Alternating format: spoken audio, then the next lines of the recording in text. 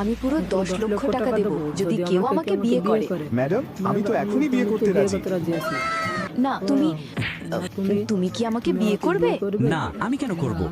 এই নাও 10 লাখ টাকা। এখন তো টাকা নিয়েই ফেলেছো, প্লিজ না করো না। আরে ও থামো, রাজ স্যার, আজ তো রয়্যাল গ্রুপের সাথে 200 কোটি টাকার মিটিং আছে, আপনাকে যেতেই হবে। মিটিং ক্যান্সেল করে দাও, আজকে আমার বিয়ে।